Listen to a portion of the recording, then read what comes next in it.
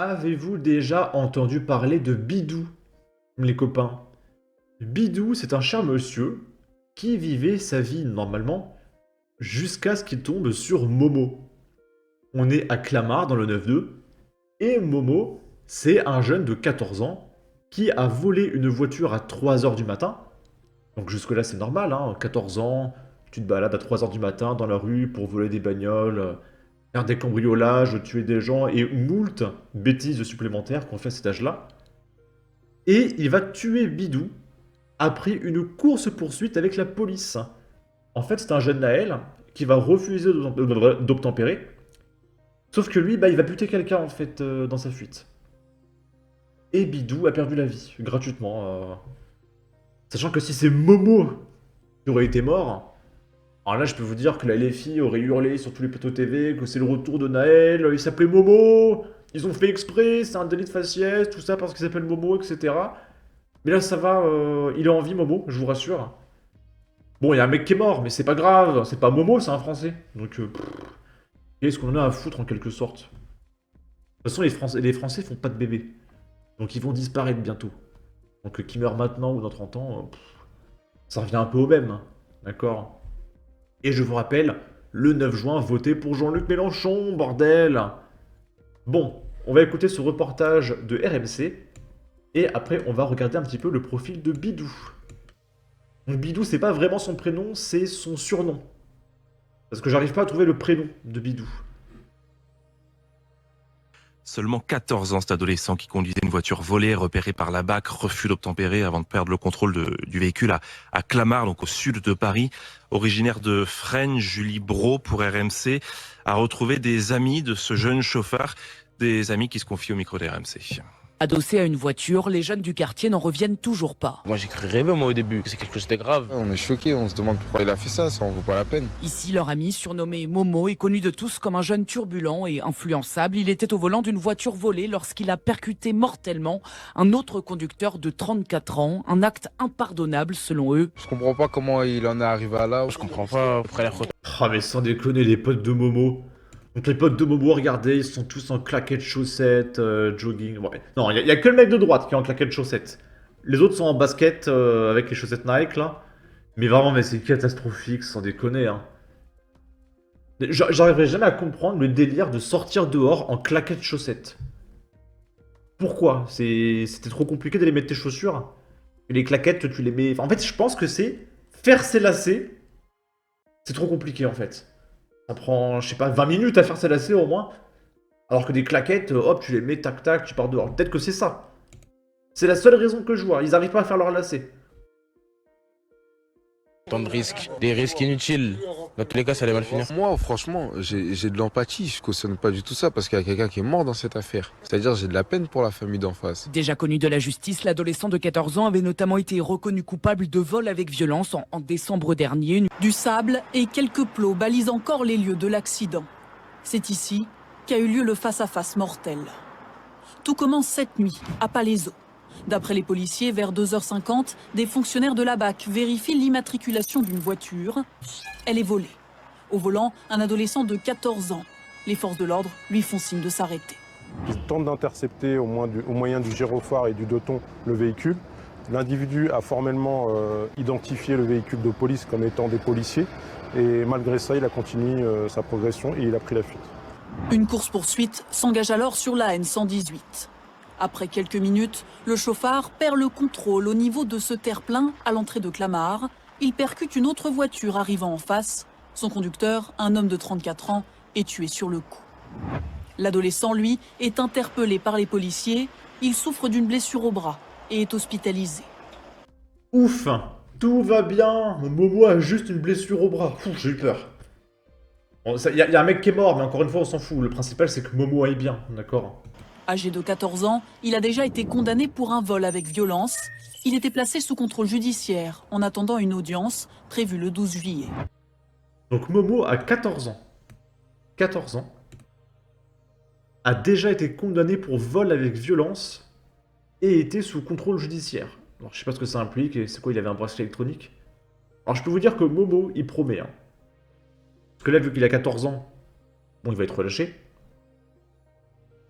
Jusqu'à ses 18 ans, il va sûrement tuer encore d'autres personnes, alors vous en faites pas. Je peux vous dire qu'il va commencer, on va dire, sa vie adulte à 18 ans, avec dans son casier, il a tué 8 mecs, 18 cambriolages, etc. Je peux vous dire que Momo, on va le revoir très très souvent sur cette chaîne, d'accord? Il disait bonjour aux poubelles et sortait les voisins. À 14 ans, il avait déjà interdiction judiciaire de porter une arme. Le policier aurait pu l'arrêter comme Naël et le pauvre automobiliste qui ne demandait rien à personne serait encore en vie. Mais il y aurait eu encore des émeutes, donc les policiers ont des ordres. Quand l'État s'adapte à la délinquance au lieu de la stopper, c'est qu'ils ont déjà gagné. Momo, parce qu'il s'appelle Morgan, j'imagine. Probablement un pote de Kevin et Matteo. Si la police avait tiré, il y aurait eu des émeutes. Résultat, un innocent est mort. Naël aurait peut-être renversé les innocents. Et le mec, il partage le screenshot du mec en claquette chaussettes. C'est ce qui va vous faire pleurer, c'est qu'à 14 ans, Momo ne va pas mettre un pas en prison. Et puis les parents de Momo ne seront pas sanctionnés. Momo va jouir d'un prestige dans son quartier. Quelle dinguerie! Ils sont des milliers comme Momo. L'immigration n'a rien à voir avec la délinquance. Et du coup, là, on a un petit article de RTL. On apprend que Momo était pas tout seul dans la voiture, il était avec son copain Kevin. Et du coup, la victime s'appelait Bidou. C'était son surnom, j'en sais pas plus. Et celui qu'on surnommait Bidou, dans son quartier, était connu de tous. Au pied de son immeuble, beaucoup de monde, des amis de la famille, comme Angélique, dit « Il travaillait tout le temps. Sa mère est divorcée et s'occupait des enfants. C'était vraiment quelqu'un de bien.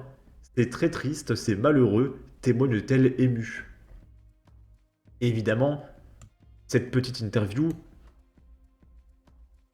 on ne la partage pas sur TF1.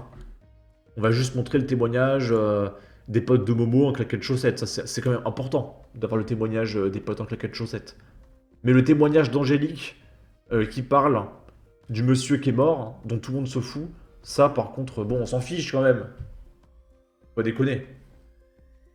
Et c'est pas fini, les copains. La vidéo va être un peu longue, mais il s'est passé beaucoup trop de dingueries. Et si je fais pas des grosses vidéos, là je vais finir par faire 10 vidéos par jour à un moment donné. Donc, je vais devoir faire des vidéos un petit peu plus longues en ce moment parce qu'il se passe trop de choses. Là, on est à Corbeil-Essonnes. Il y a encore un Naël. Une quinzaine d'individus attaquent des policiers qui voulaient mettre fin à un rodéo. 2 policiers blessés, 2 suspects dont un mineur placé en garde à vue. Les beaux jours s'accompagnent inévitablement du retour des rodéos urbains dans certains quartiers de l'Essonne. Les Tarterets n'y échappent pas. Des policiers ont été encerclés par une quinzaine de personnes alors qu'ils mettaient fin à un rodéo urbain lundi soir.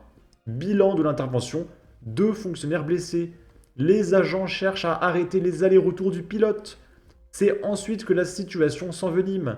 Une quinzaine de personnes ont encerclé les policiers en les narguant pour leur dire qu'ils n'auraient jamais la moto, relate un proche du dossier. Les agents vont néanmoins interpeller l'homme à moto, qui a 21 ans, et cherche à s'emparer de l'engin. Sauf que la foule présente s'y oppose. Des échauffourées suivent. Un des présents dans le groupe fait chuter au sol une policière et lui assène un coup de poing.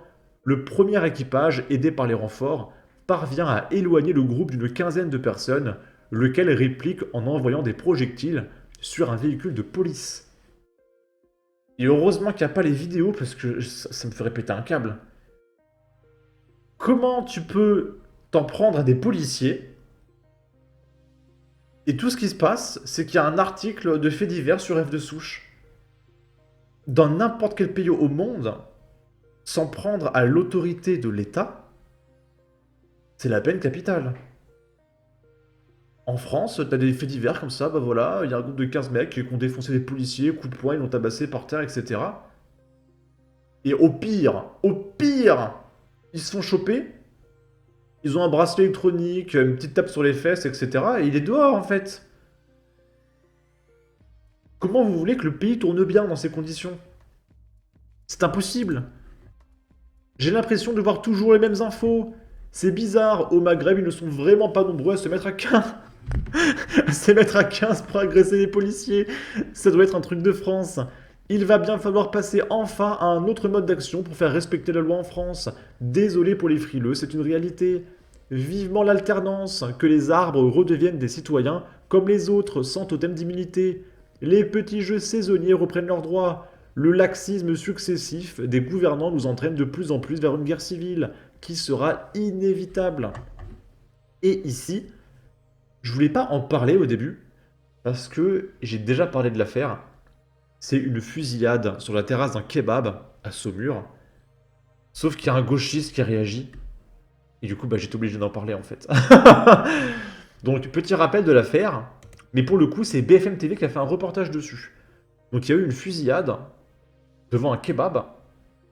Parce qu'il y a eu un problème de différend de 80 euros. Donc, franchement, pour 80 balles, ça peut valoir le coup de plomber un mec. Au pire, tu risques quoi? 6 mois de bracelet électronique pour meurtre? Ça va, c'est rentable, hein, 80 balles. Il fait jour totalement, effectivement, 18h environ, en plein centre-ville. Plusieurs personnes sont attablées à la terrasse d'un kebab. Quand un homme arrive en voiture et ouvre le feu, il y a 2 personnes qui sont touchées. Un homme de 21 ans qui est mortellement visé par les tirs, qui va décéder, et un autre de 20 ans qui est assis à côté de lui, qui lui est blessé grièvement à la main. Alors cet homme, il n'a pas encore pu être entendu par les enquêteurs parce qu'il a été tout de suite pris en charge par les secours, emmené à l'hôpital, et il va être opéré aujourd'hui. Un périmètre de sécurité a tout de suite été mis en place hier, mais à ce stade, les suspects, parce que plusieurs personnes sont recherchées, ont réussi à prendre la fuite en voiture et sont toujours en fuite ce matin. Et alors, l'origine de cette fusillade? On parle de quelques dizaines d'euros. Ce qu'il faut bien comprendre, c'est qu'a priori, le scénario qui se dessine, c'est que c'est l'homme blessé qui, lui, était initialement visé par les tirs. La personne à ses côtés, celui de 21 ans qui est décédé, ne serait qu'une victime collatérale. On va rester prudent parce qu'on en est au tout début, mais ce sont les tout premiers éléments récoltés par les enquêteurs. Et donc... D'accord, c'est encore mieux. Je pensais que c'était à cause du différend, que le mec avait plombé son adversaire, mais même pas. La victime, c'est un dégât collatéral qui a pris une balle perdue. C'est encore mieux. Cet homme de 20 ans qui a été blessé à la main avait un contentieux financier avec le ou les tireurs, et on parle effectivement de quelques dizaines d'euros. Une source proche de l'enquête nous parlait de une somme entre 80 et 100 euros, donc évidemment dérisoire. Et pour l'instant, on est vraiment sur cette dette d'argent. On pourrait supposer partir dans des élucubrations. Une dette d'argent, 80 balles. Hier, il y a mon disque dur qui nous a quittés, malheureusement. 100 balles. Donc qu'est-ce que je fais? Je vais dehors et je tue un mec, comment ça se passe? J'ai les boules, hein, parce que 100 balles, ça fait chier. Hein. Donc je vais essayer de leur faire marcher. Je vais voir si sur un autre PC il marche. Mais en tout cas, sur ma tour, il ne marche plus. Quand je le branche, ma tour plante. Je savais même pas que c'était possible. D'accord, je branche le disque dur, l'explorateur Windows plante, j'ai plus de bureau, plus rien. Et je dois éteindre mon PC de force avec le bouton Power parce qu'il plante. D'ailleurs, si vous avez des conseils, n'hésitez pas. Que j'aimerais bien que mon disque dur remarche parce que j'en ai besoin. Mais voilà, 100 balles. Donc est-ce que je dois faire comme le mec là et prendre un fusil pour 80 balles? Parlait de trafic de stupéfiants. À ce stade, on n'est pas là-dessus. La personne décédée, elle n'est pas connue des services de police. On n'a pas encore de précision pour la personne blessée, mais on est clairement pour l'instant sur une dette d'argent. Les suspects, je le disais, ils sont partis à bord d'une voiture qui avait été louée. Son propriétaire a été brièvement placé en garde à vue hier soir, mais comme il n'est pas impliqué dans la fusillade, sa garde à vue a été levée et l'enquête, elle est ouverte pour assassinat et tentative d'assassinat. Ok.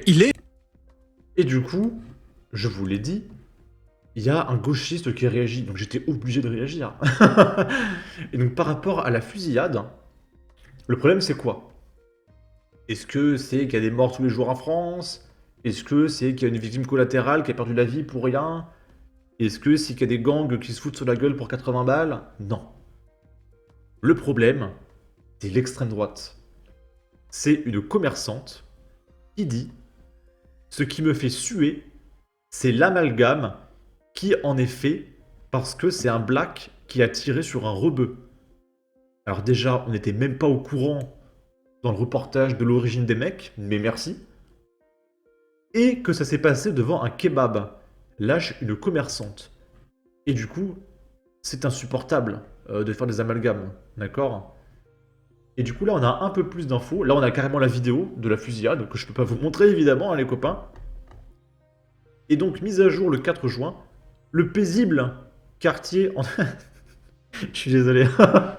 Ça me rappelle dans Saints Row. Saints Row, c'est un jeu qui est un peu comme GTA. À l'entrée de la ville, il y a écrit Steelport, ville calme et paisible. Alors que dans Saints Row, tu tires sur les flics, etc. Et du coup, le panneau est super drôle. Et ça me fait penser à ça. Le paisible quartier entre les ponts était naturellement en état de choc au lendemain du meurtre par arme à feu de Bilal Klikel, un jeune homme de 21 ans, devant le kebab de Royal Saumur, en Maine-et-Loire. Dès l'aube, les caméras de TF1 ou de CNews se sont positionnées avenue du Général de Gaulle pour interviewer voisins et passants, donnant une dimension nationale à ce fait divers tragique. Mais quelle horreur! Une fusillade en pleine rue, c'est un fait divers. Mais on est où? On est où? Dans quel pays une fusillade en pleine rue, c'est un fait divers? Fait divers, ça veut dire que c'est quelque chose de banal. Pour moi, un fait divers, c'est genre, il y a Jean-Michel qui a gagné le championnat de concours du plus gros avocat du pays, je sais pas. Mais une fusillade, c'est pas un fait divers. Et on est où là attendez, c'est n'importe quoi, hein. Ce qui me fait suer, c'est l'amalgame qui en est fait parce que c'est un black qui a tiré sur un rebeu. Que ça s'est passé devant un kebab alors que leurs propriétaires bossent comme des fous du lundi au dimanche et qu'il n'y a jamais eu d'embrouille avec les jeunes qui sont victimes. Lâche une commerçante voisine. Ah, mais tout le monde s'en fout hein, du propriétaire du kebab. La meuf, elle parle déjà dans un délire raciste. Comme quoi, oui, mais le propriétaire du kebab, c'est un mec bien. Mais on s'en fout du propriétaire du kebab. Arrête de te justifier alors qu'il n'y avait aucun problème. Tu n'aurais pas été là, j'aurais même pas parlé de cette news. Donc au final, tu renforces les clichés. Merci à toi. Bref, facile pour qu'il n'y ait plus de l'amalgame, qu'ils arrêtent de faire des dingueries. En même temps, j'ai envie de dire que ce sont toujours les mêmes qui nous embêtent et font chier tout le monde en France. La bonne nouvelle dans cette histoire, c'est qu'ils se tuent entre eux, alors il n'y a rien à faire. Qu'ils s'entretuent, ça videra les prisons. La pauvre, voilà qu'une fois de plus, la réalité fait le jeu de l'extrême droite. Ce commentaire de golem, il mérite leur sort. Oui, le plus grave, c'est l'amalgame. Le hasard fait bien les choses. À ce niveau, il s'agirait d'une évidence. Si ça avait été un blanc qui tire sur un autre blanc devant le Fouquet, on aurait tout de suite pensé à Mesrine dans les années 70.